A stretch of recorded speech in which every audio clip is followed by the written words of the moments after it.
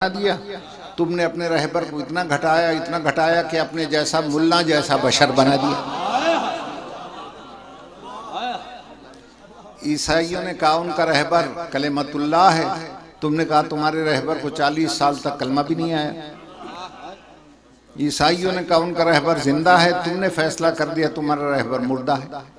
तो जिसका शारे जिंदा उसकी शरीयत जिंदा, जिसका शारे मुर्दा उसकी शरीयत मुर्दा। हाँ, एक सूरत है, ये सैलाब रुक सकता है। आओ हैदर कर्रार के परवानों को साथ लेकर चलो।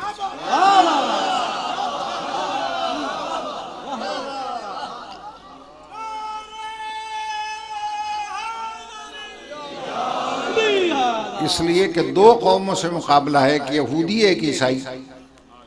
अगर ईसाइयों से मुकाबला होगा तो कौन ईसाई जो ईसा को खुदा का बेटा कहते हैं, ईसा को खुदावंद यीशु मसीह कहते हैं, मगर हम हैदरी ये कहते हैं वाहरे अल्लाह ईसा तेरा प्यारा बेटा था। मगर ये क्या तमाशा हुआ कि तूने अपने बेटे को अपने घर में भी न पैदा होने दिया।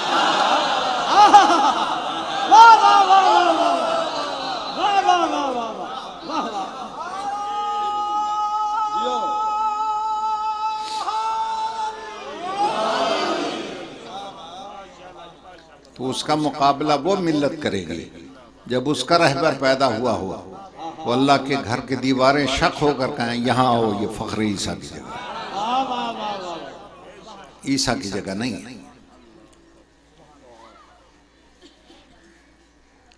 तवज्जो है मेरी बात? अजीजान मोहतरम, मुझसे एक पंडित ने कहा हमारी समझ में नहीं आया, अली अल्लाह के घर क्यों पैदा हुआ? तवज्जो है ये नहीं? मैंने कहा तुम हिंदुस्तान के रहने वाले हो, अगर मैं कुरान सुनाऊंगा तू मानेगा नहीं, हदीस सुनाऊंगा तू मानेगा नहीं। पंडित है तो तुम्हारे रिवाज के मुताबिक पूछता हूं, हिंदुस्तान में कौन सी शय बहुत होती है? कहने लगे आम, उसके बागात बहुत है। मैंने कहा अगर अच्छी नस्ल का आम खत्म हो रहा हो तो उसको कैसे आगे बढ़ाते हैं?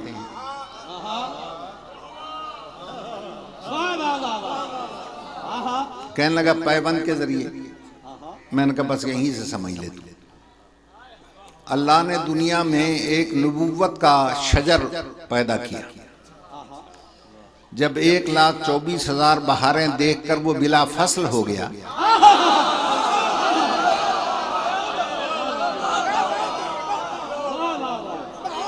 अब नबूवत के शजर पे फसल आनी बंद हो गई।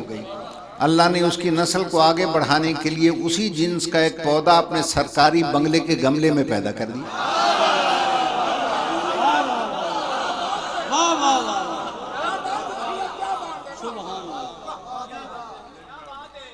नहीं, बात अब करूंगा मैं।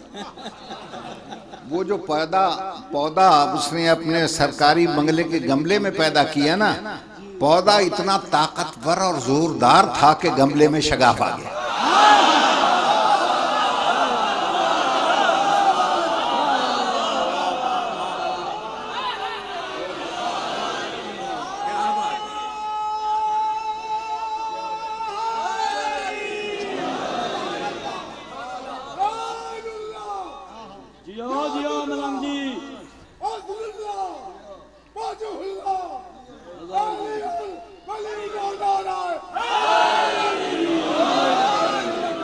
वाह मलंग नूरुल्लाह।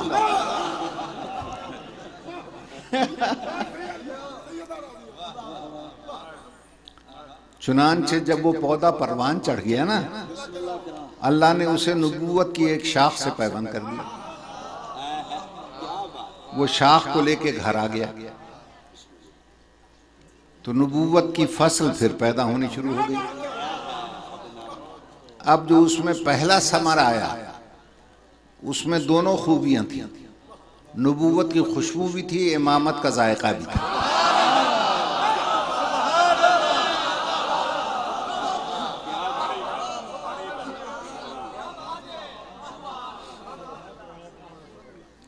इतना हसीन फल था कि नाम ही हसन हो गया।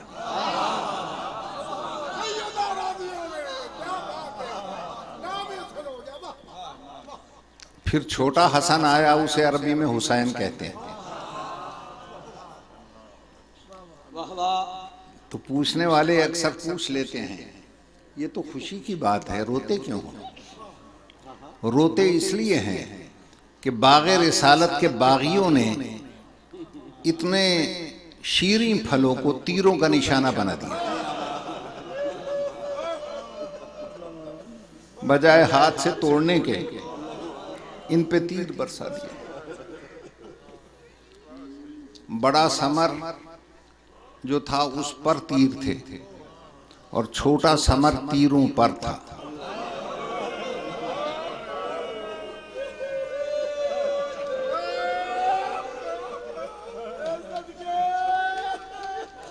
बड़े समर पर इतने जहरालू तीर गिरे कि वो हरा ही उतर गया।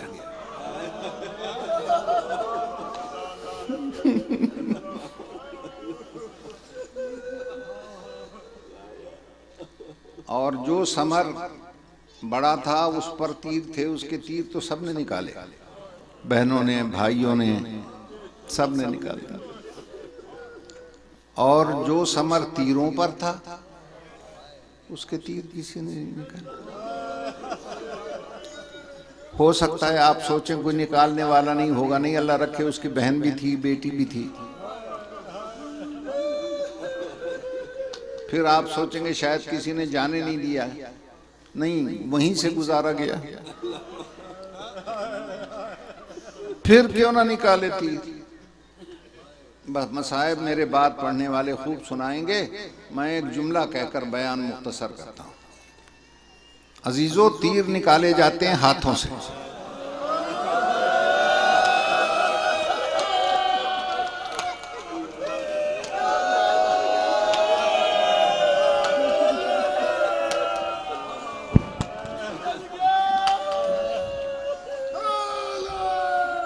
मेरा बारवां इमाम फरमाता है, वो कैसे निकालती जिनके हाथ गर्दन से बंधे हुए।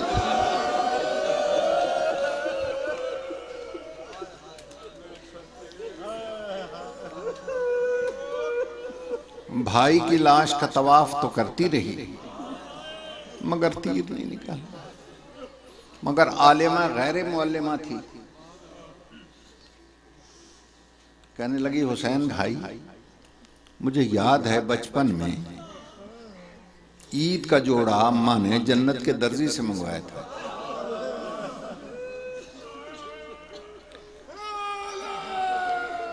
वो दर्जी भी मौजूद है, वो जन्नत भी मौजूद है। मेरी जबान में माँ वाला असर भी है। तेरी इजाजत लेने आई है, अगर तू इजाजत दे दे आज मैं उसी दर्जी से तेरा कफन मंगवा लूं।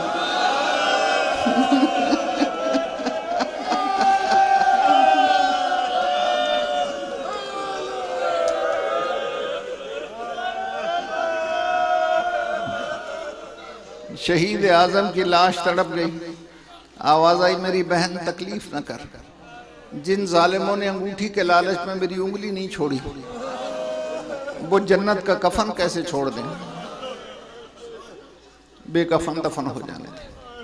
ठंडी सांस भर के कहा, अच्छा हुसैन तू बादशाह जो हुआ, बेशक अपनी मर्जी से दफन हो जा बेकफन, मगर एक बहन का वादा याद रख, तेरी बेकफनी की इतनी तशहीर करूंगी, वादा करती हूं हर मरने वाला तेरे करबला का कफन न मांगे, मुझे बहन न कहना।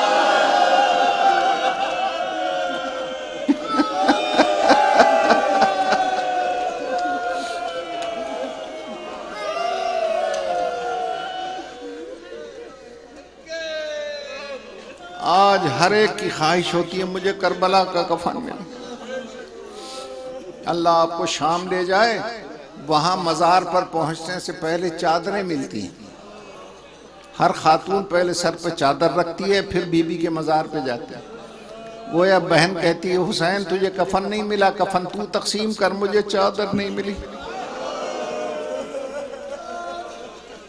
चादरें मैं तकसीम करूंगा। बहन चादरें दे रही है, भाई कफन दे रहा है। कैसी बहन थी वो? अभी आपने अजीजम नवीद से सुना ना, जो फरमाती थी मैं थक पई,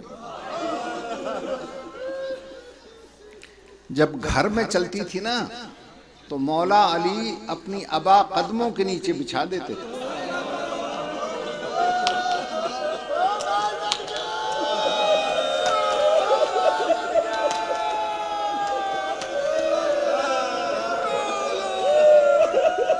ताकि जमीन सख्त न महसूस हो।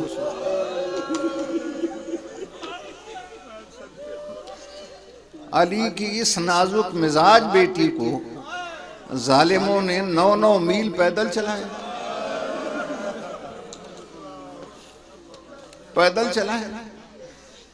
बड़े माशाल्लाह काबिल पढ़ने वाले मेरे बाद बैठे हैं। मसाहिब खान इनसे पूछें, किताबें पढ़ के बताएं, जिसे 9 मील पैदल चलाया गया क्या उसके पाँव में जूतियां थीं?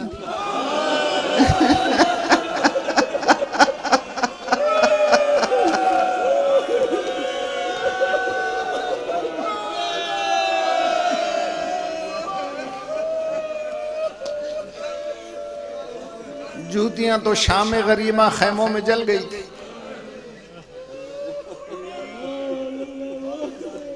कैसे पथरीली जमीन पर नंगे पांव चली होगी।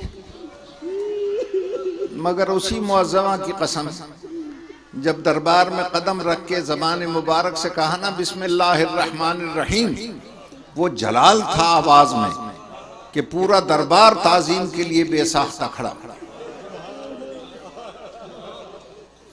एक नाबीना सहाबी बैठा था, नजर तो आता कुछ नहीं था, साथ वाले से कहता ये दरबार में अली बोल रहे हैं।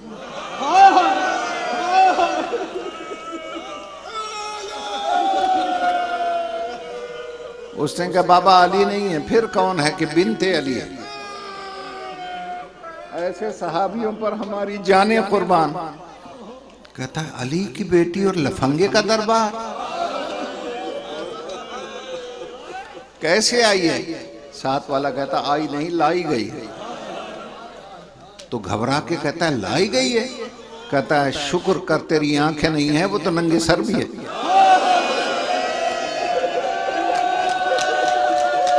उसके हाथ भी गर्दन से बंधे हुए हैं। वहीं से कहता है मैं तेरे नाना का सहाबी हूं, घबराना नहीं, मैं तेरी मदद के लिए आ रहा हूं।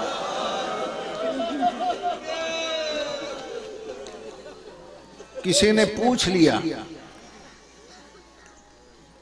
कि मर्दाना लहजे में क्यों बोल रही थी? अब इस फलसफे को कौन समझे?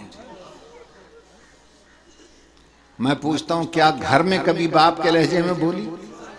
भाइयों से बोली? जिंदगी में एक मर्तबा से दरबार में नामहरमों में बोली। क्यों? बतला रही थी बेगैरत यजीद चादरें छीन कर समझता है कि हम पर्दे से महरूम हो गए। ओ बेगैरत सुन, मैं वो अजीम पर्देदार हूं जो अपने लहजे का पर्दा रखना भी जानता हूं।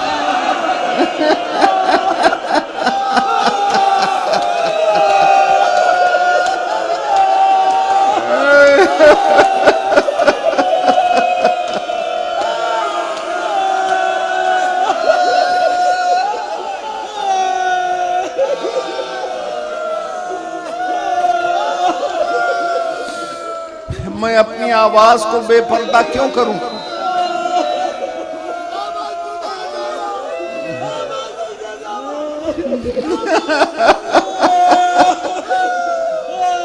इतने में दरबार का पर्दा उठा।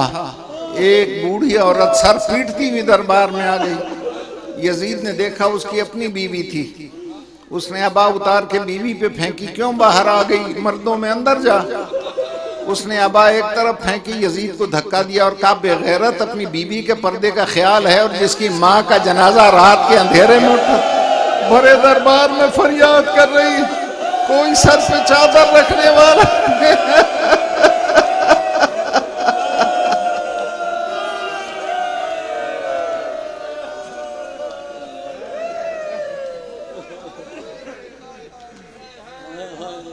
ऐसे हाल में जो अल्लाह की हम्द बयान की ना मेरी शहजादी ने, अल्लाह ने भी खुश होकर कहा ले अली की बेटी, अब मैं तुझे अपनी एक जाती चीज देता हूं। और वो है बका, जब तक मैं बाकी तब तक तुम बाकी। न मैं फना हूंगा न तुम्हें फना होगा।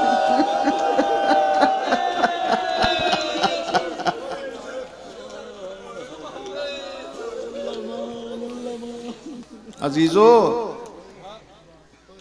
क्या गुजर गई मेरी शहजादी पर। हमारे अपने इलाके का कि एक खातून थी, जब मैं ज़ियारात पे गया ना तो वो बेचारी चल तो सकती नहीं थी, 90-95 साल की बूढ़ी खातून थी। वो उठती बैठती, बेटे उसे उठाते फिर चल के बैठ जाती, फिर चल के बैठ जाती। जरी को पकड़ के हिला के कहने लगी, मेरी सैन।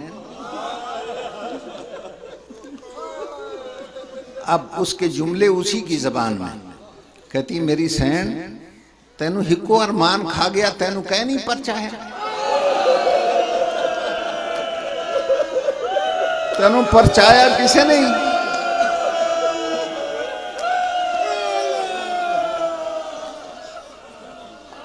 मैं टुर भी नहीं सकती, मगर तेरे पुत्रां दी परचावनी ले आई है। फिर कहने लगी, कोई है जड़ा मेरी जबान दा अरबी तर्जमा करे। मैं कहा माई फरमा कि जितने बीबी दे ज़ाहिर आए ना जवार, इन्हां चो जेड़े सैयद हैं उन्होंने मेरी तरफों आखो, बीबी दी जरी नप के ना बीबी दी सैन को एक बारी अम्मा दा आखो जा।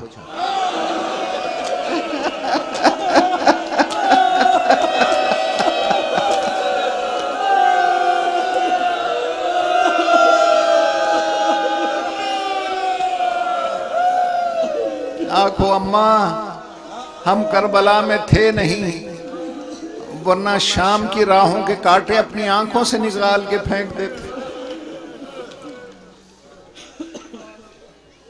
अजीजान मोहतरम, इन हस्तियों के सदक़े में अल्लाह का नाम भी कायम है, रसूल का नाम भी कायम है, और खुदा की खुदाई का निज़ाम भी कायम है।